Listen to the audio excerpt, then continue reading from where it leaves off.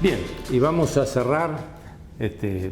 pequeño viaje por el derecho informático con dos de los temas más actuales que, si bien no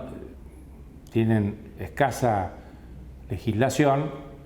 tienen hoy mucha publicidad. Por un lado,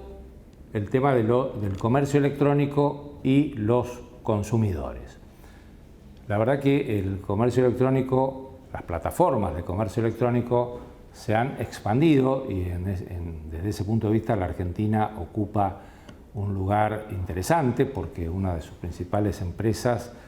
se ha expandido en toda América Latina y ha proyectado un modelo de negocios que seguramente todos nosotros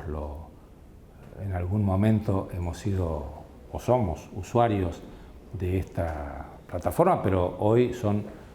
cada día más crecientes y además, como es un fenómeno propio de Internet, que es, no reconoce fronteras, que se expande por todos lados, el Código Civil y Comercial se ha ocupado, ya mencionamos los artículos 1105, 1106, 1107, 1108, en el sentido de la protección de los consumidores, la información, algo muy importante que es el derecho de arrepentimiento, que hoy es raro encontrar una plataforma electrónica, por lo menos en lo que es mi experiencia, que no mencione expresamente este derecho de deshacer la operación que se ha realizado a distancia, porque de alguna manera es una especie de citas ciegas y si el producto no responde a lo que se había anunciado, tiene derecho a que se deje sin efecto la operación y incluso no he tenido oportunidad de comprobar si esto efectivamente se cumple, pero dicen que los gastos de devolución no debe soportarlos el adquirente. ¿Cuál ha sido el caso más conocido de comercio electrónico y consumidores? Aunque no el único, y también ha habido casos de comercio electrónico y marcas. Vamos a mencionar rápidamente ambos. El primero fue el conocido como caso Claps, donde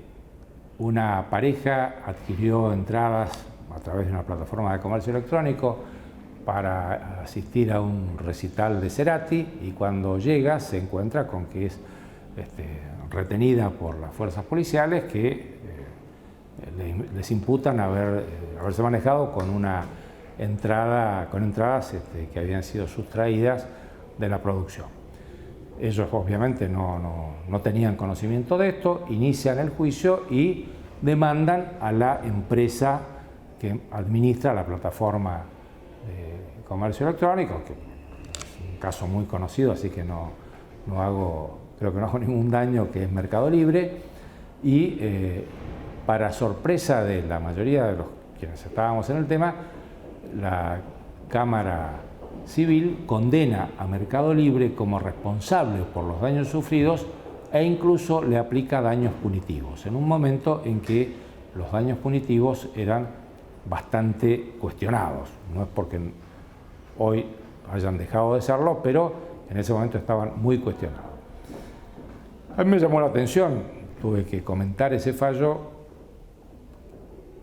que se hubiera procedido de esta manera. Y estudiando la legislación comunitaria europea, advertí que mientras en Europa los intermediarios nunca son considerados responsables por los contenidos u operaciones en las cuales intervienen como intermediarios, en el caso del comercio electrónico, la directiva sobre el comercio electrónico expresamente los hace responsables y la razón es fundamentalmente una razón política, que es generar confianza en el comercio electrónico, es decir, otorgarle al consumidor mayores garantías que las que tendría en una operación presencial. De alguna manera esto recoge lo que decía la Ley de Defensa del Consumidor, pero ahora en el Código Civil y Comercial, que es posterior a esta sentencia que les estoy comentando, está expresamente mencionada esta obligación de información y la responsabilidad que tendría el intermediario, etc. Bueno, este fallo, reconocido o no por la empresa condenada, lo cierto es que indica un antes y un después, y hoy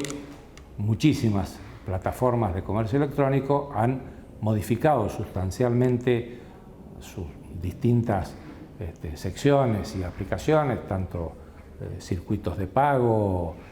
procedimientos de entrega, de correos, momentos para considerar cerrada la operación cuando efectivamente el adquirente ha manifestado su conformidad. O sea que desde este punto de vista podemos decir que con 4 o 5 artículos que de alguna manera refrescaban lo que decía la Ley de Defensa del Consumidor, porque hay que decir que la primigenia Ley de Defensa del Consumidor contemplaba el comercio electrónico, pero no había sido muy tenida en cuenta. Hoy, con estos pocos artículos, podríamos decir que hay una legislación, podría ser más extensa, pero también hay que tener en cuenta algo que siempre se plantea en derecho informático, que es no ser demasiado detallista, de tal manera de no quedar obsoleto por la evolución de la tecnología. Hay distintas modalidades de comercio electrónico. Está el comercio que es exclusivamente entre intangibles, cuando adquiero un ebook o un software de computación o música o algo que es inmaterial, y otros casos donde el procedimiento es mixto, porque si bien toda la operatoria se realiza a través de Internet, la entrega es manual, personal, aunque sea tercerizada en empresas de transporte o de correo, etc. Y el otro tema este caso que les mencioné es el conocido como caso Claps con Mercado Libre. Y el otro tema con el cual quisiera cerrar esta exposición introductoria sobre el derecho informático es posiblemente el que más, llamémosle, el que más escándalo produce, que es qué sucede con los contenidos que se publican y se difunden por Internet cuando estos contenidos pueden afectar derechos personalísimos como pueden ser la vida privada, la reputación o el honor, o el derecho a la imagen, que es un derecho que no está contemplado tan extensamente como el derecho a la vida privada y el derecho al honor, pero que también tiene protección, incluso de rango constitucional. No es el caso argentino, pero sí en otras constituciones, pero también puede surgir de normas de tratados de derechos humanos que, como todos ustedes saben, en 1994 muchos de ellos se incorporaron a la Constitución Nacional. Esto entra en conflicto con otro derecho humano contemplado en particular en la Convención Americana de Derechos Humanos, en el artículo 13, en el Pacto Internacional de Derechos Civiles y Políticos y en muchísimas declaraciones de organismos internacionales, y podríamos decir que también está en nuestra Constitución, en el texto de 1853 como derecho implícito, que es la libertad de expresión. Lo que dice la Convención Americana de Derechos Humanos, que hoy es norma constitucional en la Argentina, es que no se puede censurar directa ni indirectamente la libertad de expresión, y recomendaciones y declaraciones posteriores, incluso la ley 26.032 argentina, han extendido esta amplitud de la libertad de expresión tal como la señala, como la describe la Convención Americana de Derechos Humanos, en el sentido de buscar, almacenar y difundir información de toda índole a Internet. Entonces, acá la Corte Suprema de Justicia de la Nación ha tenido ocasión de expedirse en más de 2 casos, pero los 2 casos de más notoriedad han sido los casos de Belén Rodríguez contra Google, y el caso de Carolina Gimbutas contra Google. Tiene también otras sentencias que han remitido a estos dos fallos, que la particularidad que tienen es que en ambos casos la composición de la Corte ha sido distinta, pero en ambos casos hubo pronunciamientos de mayoría y minoría, y la posición mayoritaria, podríamos decir, a favor de la libertad de expresión y de la no responsabilidad de los buscadores por contenidos que no han generado ellos, sino que simplemente han indexado y han permitido su circulación, solo nace cuando debidamente notificados no, digamos, deslistan, por utilizar un término que leí recientemente, o bloquean el vínculo o el link, pero el contenido sigue apareciendo para quien tenga la dirección. En este sentido, una precisión que quería hacer y que muchos colegas no hacen o no conocen,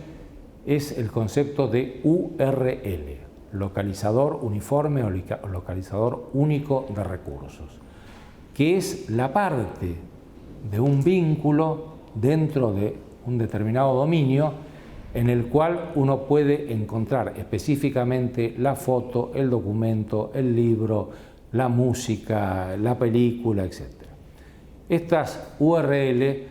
al menos en lo que es el estado del arte en la Argentina, todavía son muy difíciles de eliminar.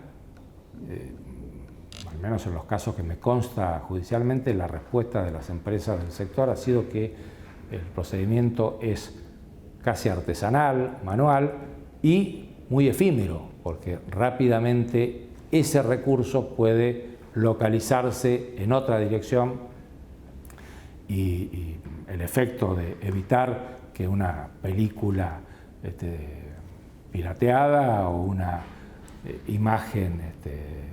dañina o una mención agraviante, etcétera, desaparezca, porque va a seguir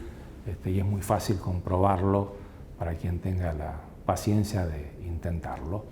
que aún en aquellos supuestos en los cuales ha habido sonoras sentencias judiciales, los contenidos, fotografías, videos, etcétera, siguen existiendo. Por lo cual no es aconsejable que los magistrados planteen que tiene que bloquear todos los sitios, porque bloquear todos los sitios puede llevar incluso a resultados disvaliosos y no queridos, como eliminar el acceso a contenidos que no afectan a nadie y que, por el contrario, puede que beneficien a determinadas personas porque refieren obras valiosas de ellos, currículum, ofertas laborales, comerciales, etc. Bueno, en este sentido, y ya siendo más preciso en lo jurídico, se enfrentan, diríamos, tres posiciones, dos con más volumen y una tercera que en la Argentina no tiene muchos seguidores, pero que en otros ámbitos es muy valorada. Una que sostiene, esta última que estaba mencionando, que a los buscadores nunca se los debería hacer responsables porque esto conduciría a una autocensura, es decir, y una autocensura además muy arbitraria, porque serían los buscadores los que resolverían qué sitios indexan y qué no, a su piacere y a su criterio. De las dos posiciones que han tenido mayor cantidad de defensores y opositores, una que entiende que los buscadores desarrollan una actividad riesgosa al contribuir a la difusión de contenidos, publicaciones,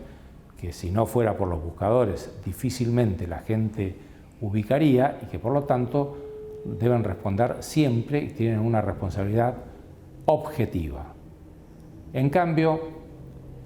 otra posición en la cual nos enrolamos nosotros y que ha sido la que ha seguido la Corte Suprema hasta ahora, en los dos grandes fallos que marcaron época, Belén Rodríguez y Gimbuta, ha entendido que los buscadores solo responderían por un factor de atribución subjetivo, es decir, por culpa, cuando debidamente notificados no han sido diligentes en el deslistado o bloqueo del vínculo al sitio donde efectivamente está alojado, hosteado, como se maneja en la jerga propia de la informática, el contenido. Insisto, nos estamos refiriendo tanto a un video, a un conjunto de fotografías, a un texto, etc. Existen discusiones aún no saldadas, tales como qué significa debidamente notificados. La mayoría sostuvo que el debidamente notificado tenía que ser de una autoridad administrativa o judicial, y acá también las aguas se dividen entre quienes entendemos que solo los jueces pueden ejercer esta censura de la libertad de expresión y quienes entienden que se puede aplicar un sistema equivalente al que mencionamos antes de la Digital Millennium Act norteamericana, del Notice and Take Down. En este orden influye y confunde bastante la sentencia del Tribunal de Justicia de la Unión Europea sobre el famoso derecho al olvido, que terminó delegándole a Google ser quien resuelve que vale la pena, a petición de una persona, eliminarlo, digamos, de su listado de resultados, y que no. Otro de los temas importantes es que hoy la mayoría de los tribunales argentinos están exigiendo, para otorgar una medida cautelar de deslistado, bloqueo de resultados a los buscadores, que sea identificado cuál es el URL donde está, para que no se refieran genéricamente a todo lo que aparezca, porque esto, como decimos, además de poder producir contenidos disvaliosos, puede ser poco eficaz y poco efímero. Como advertirán, se trata de un segmento, digamos, que el derecho pretende abarcar, comprender y resolver, que tiene aún muchísimos espacios que están pendientes de mayor debate, de mayor conocimiento. No hay ninguna duda que la interdisciplina en este tema es muy valiosa, porque ayuda a que los informáticos nutran de los conocimientos técnicos imprescindibles a los operadores del derecho, y que los operadores del derecho puedan describir cuáles son los segmentos, los espacios, las circunstancias en las cuales puede ser necesario que haya una respuesta jurídica que evite la producción o la persistencia del daño. Bueno, espero que estas breves reflexiones sobre el derecho informático, que trataremos de acompañarlas con documentación complementaria, les ayuden a entender un poco más cómo es esta apasionante nueva disciplina o nueva división del derecho, que abarca tanto el derecho público como el derecho privado, y que no agota en absoluto los puntos que nosotros hemos elegido, porque, como les decía al comienzo, la Internet de las cosas, que hará que el día de mañana podamos manejar remotamente heladeras, autos, etcétera, todo el tema de la inteligencia artificial, que se traducirá, entre otras cosas, en software predictivos de si una persona va a ser o no reincidente, etcétera, que ya se está aplicando en Estados Unidos. Bueno, la enumeración es inacabable, y espero que este pequeño touch les sea de utilidad.